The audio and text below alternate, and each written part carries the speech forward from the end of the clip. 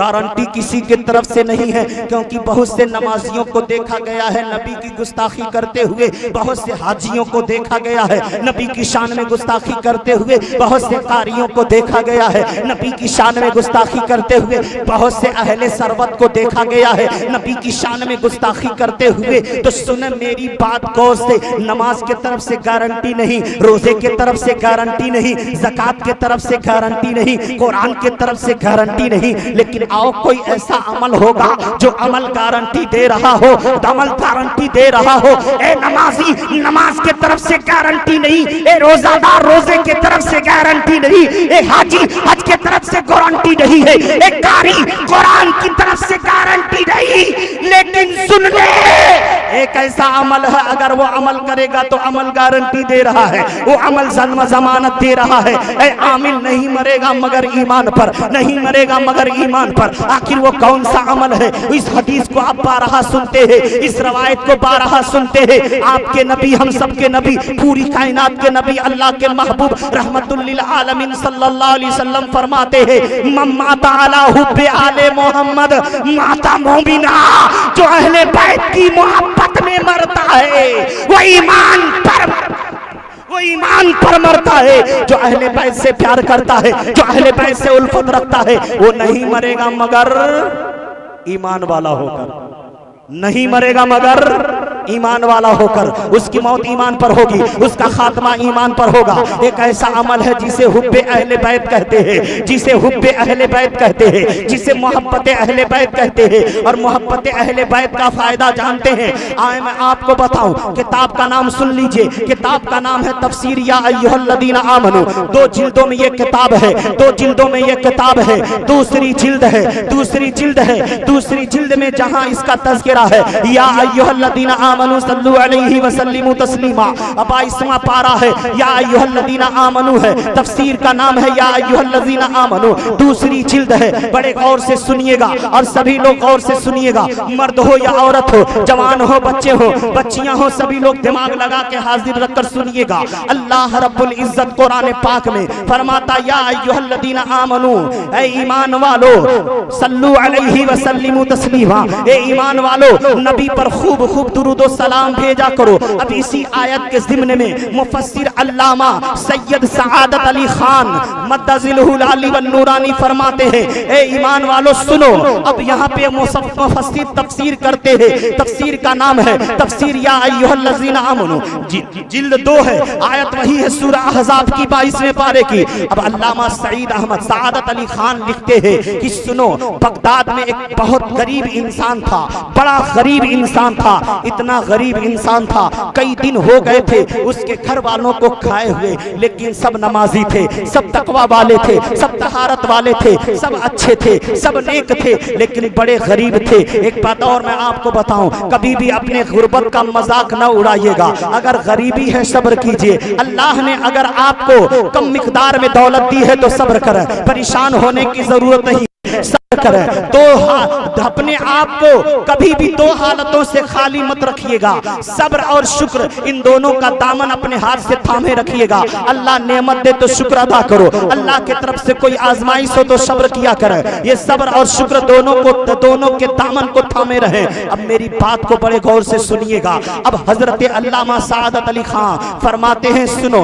Baghdad का वो गरीब इंसान बड़ा गरीब है लेकिन मुत्तकी है, बड़ा गरीब है लेकिन अल्लाह का मुखलिस बंदा है, बड़ा गरीब है लेकिन घर का हर फर्द नमाजी है, बड़ा गरीब है लेकिन बच्चा बच्चा तकवा शिआर है, बड़ा गरीब है बच्चा बच्चा इबादत गुजार है, बड़ा गरीब है बच्चा बच्चा अल्लाह के खौफ को, नबी की मोहब्बत को अपने सीने में बिठाए हुए है, कई दिन से भूखे और प्यासे हैं। वो घर का मालिक एक दिन अपने पूरे बच्चों को इकट्ठा किया, अपनी बीवी को बुलाया और कहा सभी लोग बैठ जाएं। कई दिन से बच्चे भूखे थे, चेहरा बिल्कुल मुज़महिल था, चेहरे पे गम के आसार नजर आ रहे थे, सारे बच्चे बिल्कुल परेशानी के आलम में हैं। कई दिनों से बच्चों ने खाना नहीं खाया था, माँ बाप ने भी खाना नहीं खाया था।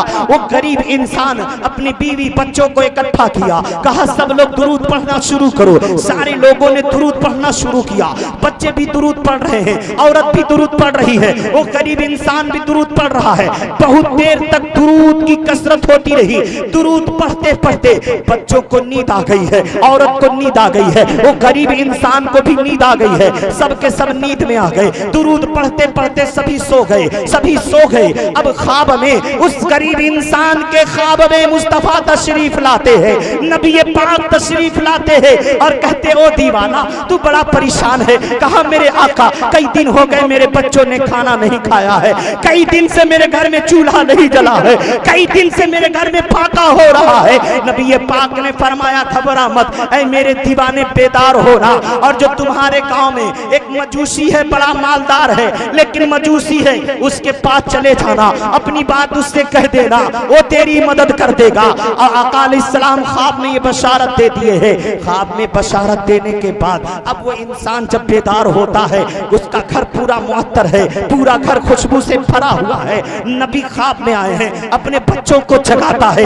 अपनी बीवी को जगाता है। कहा हो गया, मकसद हल हो गया, आरज़ू पूरी हो गई, तमन्ना पर आई है। बीवी ने कहा क्या हुआ? कहा मुबारक हो, मेरे ख्वाब में नबी आखिर ज़मा सल्लल्लाहु अलैहि वसल्लम तशरीफ लाए थे। मेरे ख्वाब में मुस्तफा जाने रहमत आए थे और मुस्तफा जाने रहमत ने मुझसे हुक्म दिया है कि फला मजूसी के पास चले जा, वो बड़ा मालदार इंसान है, उसके पास जा, वो तेरी फरियाद करेगा, वो तेरी मदद करेगा, वो तेरी परेशानियों को दूर करने के असबाब को पैदा कर देगा। बीवी ने कहा लेकिन हुजूर ये बताएं, आका अलैहिस्सलाम ने ख्वाब में बशारत दे दी है लेकिन एक मजूसी के पास नबी भेज रहे हैं, ये बात समझ में नहीं आ रही है। कहा सुनो, नबी ने भेजा है, अब हिकमत क्या है ये नबी जानते हैं, हम इसमें ज्यादा दिमाग ना लगाएं। नबी ने कहा है फला मजूसी के पास जाने के लिए, अब मुझे जाना होगा। अब वो गरीब इंसान अपने घर से निकलता है, उस मजूसी के घर जाता है, बड़ा मालदार था, महल बना हुआ है, भीड़ लगी हुई है, मंगतों की भीड़ लगी हुई है, उसी में वो गरीब इंसान भी जाता है और उस मजूसी के पास जाकर के खड़ा हो गया। मजूसी ने कहा क्या भाई है, क्या बात है मेरे मुस्लिम भाई, क्या बात है? कहा आपसे तन्हाई में कुछ बात करनी है। कहा दरबार को खाली कर दिया जाए। दरबार से सारे लोग निकल गए, वो गरीब इंसान खड़ा रहा, वो मजूसी खड़ा रहा। कहो कब कहो क्या बात है, अब यहाँ दूसरा कोई नहीं है। उस गरीब मुसलमान ने कहा ऐ मजूसी, ऐ सरदार, मुझको मेरे नबी अलैहिस्सलाम ने तेरे पास भेजा है। कहा क्या बात करते हो, तुम्हारे नबी? कहा हमारे नबी हुजूर मोहम्मद अरबी सल्लल्लाहु अलैहि वसल्लम रूही फिदा, वो मेरे आका ने मुझे ख्वाब में बशारत दी है कि तू फला मजूसी के पास चला जा, मैं तेरे पास आ गया हूँ। कहा ऐसे कैसे हो सकता है, तुम्हारे नबी आखिर मेरे पास, मैं तो तेरे नबी को मानता भी नहीं, तेरे धर्म को मानता भी नहीं, मैं तो तेरे मजहब को मानता भी नहीं, फिर तुम्हारे नबी मेरे पास क्यों भेजेंगे? कहा मेरे पास उसकी दलील भी है। कहा क्या दलील है? कहा मेरे नबी ने कहा है अगर वो ना माने तो कह देना जो तेरे हक में दुआ हुई है वो दुआ अल्लाह ने कबूल कर ली है, वो दुआ अल्लाह ने कबूल कर ली है। कहा मेरे साथ कमरे में चलो। अब वो गरीब आदमी को वो मजूसी सरदार अपने कमरे में लेकर गया। कहा अपना हाथ आगे बढ़ाओ। वो मुसलमान गरीब अपना हाथ आगे बढ़ा दिया। अब उस मजूसी ने अपने हाथ को उस गरीब मुसलमान के हाथ पे दिया और कहा मुझको कलमा पढ़ाकर मुसलमान बना लो, मुझे कलमा पढ़ाकर मुसलमान बना लो। अब वो गरीब मुसलमान उस मजूसी सरदार को पढ़ाता है, कलमा पढ़ाता है। कलमा पढ़ाने के बाद कहता ठीक है बाहर चलो। जब वो मुसलमान बन गया है, बाहर आया है, अब पूरे दरबारियों को, पूरे लोगों को इकट्ठा किया। इकट्ठा करने के बाद लोगों से कहा, अपनी बेटी को बुलाया, अपने दामाद को बुलाया, सारे लोगों को बुलाया। कहा ओ लोगों सुनो, मैं ताजिर हूँ, तुम लोग भी ताजिर हो, लेकिन मैं मुसलमान बन गया हूँ। अब जिनको मेरे साथ तिजारत करनी है उनके लिए शर्त है, मैं उसी शर्त पे उनसे तिजारत करूंगा जो कलमा पढ़कर मुसलमान हो जाएगा। अब जितने दरबार में थे धीरे धीरे सारे के सारे कलमा पढ़ लिए और जिनको न पढ़ना था वो दरबार छोड़ करके निकल गए। अब अपनी बेटी और अपने बेटे को बुलाता है, अपने बेटी और अपने बेटे को बुलाता है। उस मजूसी ने अपनी बेटी की शादी अपने सगे बेटे से कर दिया था। कहा बेटी तुम भी मुसलमान बन जाओ। कहा ठीक ठीक है अब्बा मैं मुसलमान बन रही हूँ। वो भी कलमा पढ़ती है, मुसलमान बन जाती है। अपने बेटे से कहता बेटा तुम, कहा मैं भी कलमा पढ़ के मुसलमान बन रहा हूँ। वो लड़का भी मुसलमान बन गया, लड़की भी मुसलमान बन गई। अब लड़की कहती अब्बा हुजूर एक बात और बताऊं। कहा बताओ। कहा अब्बा हुजूर अल्लाह की कसम शादी तो मेरे भाई से आपने कर दी थी, लेकिन मैं कभी अपने भाई के बिस्तर पे नहीं गई हूँ। मैं बिल्कुल अभी अपने आप को बचा के रखी हूँ।